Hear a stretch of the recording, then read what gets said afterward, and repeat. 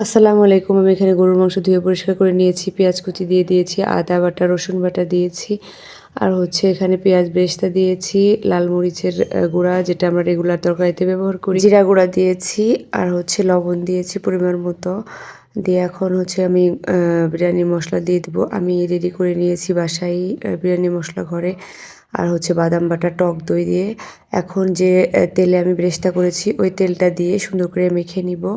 আমি হাতে মেখেই রান্নাটা করতে বেশি পছন্দ করি, আমার কাছে বেশ ভালো লাগে। এখানে একটা হাঁড়িতে আমি তেল দিয়ে দিয়েছি, দারচিনি এলাচ দিয়ে এখন পেঁয়াজ কুচি দিয়েছি, আদা রসুন বাটা দিয়েছি, লবণ দিয়েছি, ঘি দিয়ে দিচ্ছি। তো ভালো করে একটু নেড়ে চেড়ে মিশিয়ে আমি চালগুলো দিয়ে দিচ্ছি। চালগুলো দিয়ে একটু কষিয়ে নিচ্ছি সুন্দর করে। আর কষানো শেষে আমি গরম পানি দিয়ে দিচ্ছি। তো গরম পানি দিয়ে সুন্দর করে একটু মিশিয়ে নিচ্ছি, দেখতে পাচ্ছেন হয়ে গিয়েছে। আর আমি এখানে গুঁড়া দুধ দিয়ে মিশিয়ে নিয়েছি। এখন আস্ত কাঁচামরিচ দিয়ে দিলাম, কিছুটা বিরিয়ানি মশলা ছিটিয়ে দিয়েছি। এখন বেরেস্তা দিয়ে দিচ্ছি। এখন হচ্ছে আমি যে মাংসটা রান্না করে নিয়েছি, দেখতে পাচ্ছেন হয়ে গিয়েছে। এই মাংসটা আমি অর্ধেকটা দিয়ে দিচ্ছি। দিয়ে আমি বাকি যে ভাতগুলো তুলে রেখেছিলাম ওগুলো উপর দিয়ে দিয়ে দিব। এই যে মাংসটাকে সুন্দর করে ছড়িয়ে দিয়েছি। আর যে ভাতগুলো আমি তুলে রেখেছিলাম ওইগুলো দিয়ে সুন্দর করে বেরেস্তা দিয়ে কেওড়া জল দিয়ে কিছুক্ষণ দমে রেখে দিব।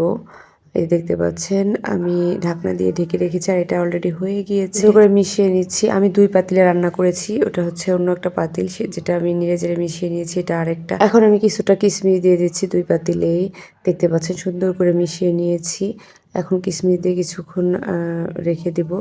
তো আমার চুলার দিকে কেউ তাকাবেন না, আমার রান্নাঘরের অবস্থা আজকে খুবই খারাপ। চুলা টুলা একদম তেল কাজটায় ভরা। তো পরে পরিষ্কার করে নিব, কারণ রান্নাবান্না করতে গেলে এমনটা হয়ই। আর এখানে মিষ্টি নিয়ে এসেছে রাজুর বাবা, গ্রামে গিয়েছিল, ওখান থেকে মিষ্টি নিয়ে এসেছে। মিষ্টিগুলো একটু সাইজে ছোটো, তারপর খেতে ভালো আছে। আর এদিকে রাজ্যর ফ্রেন্ডকে নিয়ে ড্রয়িং রুমটা সুন্দর করে সাজিয়ে ফেলছে বেলুন টেলুন সব কিছু দিয়ে, কারণ আজকে আমার ছোট ছেলের বার্থডে। তো এই যে দেখতে পাচ্ছেন এটা হচ্ছে রাজ্যের ফ্রেন্ড, আমাদের পাশের পাশেই ওদের বাসা।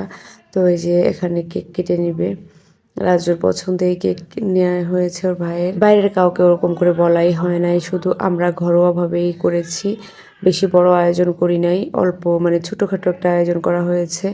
এখন রাজ্য কেকটাকে সুন্দর করে রেডি করে নিয়েছে মোমবাতি টাতি দিয়ে।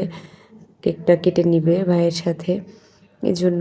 তো এই যে দেখতে পাচ্ছেন এখন সে নিজেই ভাইয়ের বার্থডের মোমগুলো নিভিয়ে নিল। এখন কেক কাটবে।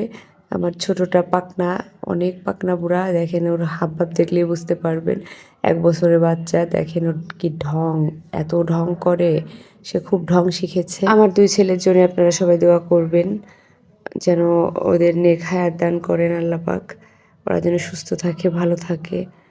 আমি সব বাচ্চাদের জন্যই দোয়া করি, সবার মায়ের কোল আলো করে বাচ্চাগুলো সুস্থ থাকুক, ভালো থাকুক।